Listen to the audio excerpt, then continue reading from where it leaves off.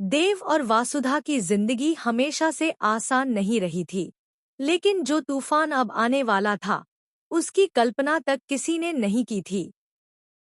हवेली के लंबे और सन्नाटे से भरे गलियारों में उस शाम एक अजीब सी बेचैनी फैल चुकी थी।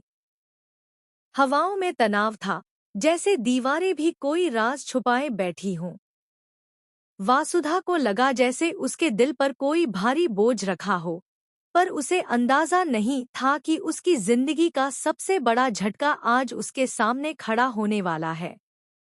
उसी समय दूसरी तरफ मंदिर के आंगन में घंटियों की आवाज गूंज रही थी, दियों की हल्की लौ टिमटिमा रही थी, और वहीं खड़ा था देव, चुप, उलझा हुआ, पर भीतर ही भीतर किसी बड़े फैसले के लिए टूटता बिखरता हुआ। देव के हाथ कांप रहे थे, उसकी आंखों में दर्द, डर और गहरी मजबूरी साफ दिखाई दे रही थी। उसके सामने खड़ी थी नंदिनी, शांत, पर आंखों में तूफान समेटे हुए। नंदिनी की मौजूदगी ने जैसे पूरा माहौल बदल दिया था।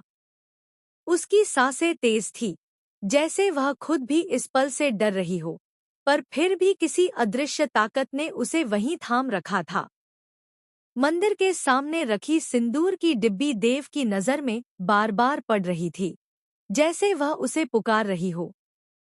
देव ने उसे उठाया तो हाथ कांप गए, उसकी उंगलियों से सिंदूर के हल्के कण जमीन पर गिर पड़े, और उसी क्षण भाग्य की दिशा बदल गई। उसी समय हवेली के गेट के बाहर खड़ी थी वासुधा। उसे नहीं पता था कि वह वहां क्यों आई है, पर उसके दिल को जैसे कोई संकेत मिला था।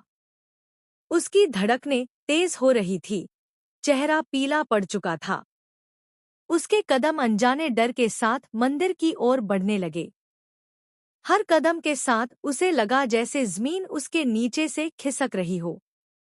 उसे नहीं पता था कि वह क्या देखने जा रही है, पर उसका दिल बार बार उसे चेतावनी दे रहा था कि कुछ बहुत गलत होने वाला है। मंदिर के भीतर देव ने जैसे ही सिंदूर उंगलियों में लिया, उसके सामने बीते हुए सभी पल चमक उठे। वासुधा की मुस्कान, उसका भरोसा, उसके सपने, और फिर नंदिनी की बेबस आंखें। देव के दिल में एक युद्ध चल रहा था, एक तरफ प्यार, दूसरी तरफ जिम्मेदारी। एक तरफ वासुधा, दूसरी तरफ वो कड़वा सच जिसे वह अब तक दुनिया से छुपाए बैठा था। नंदिनी का गला भर आया, पर उसने कुछ नहीं कहा।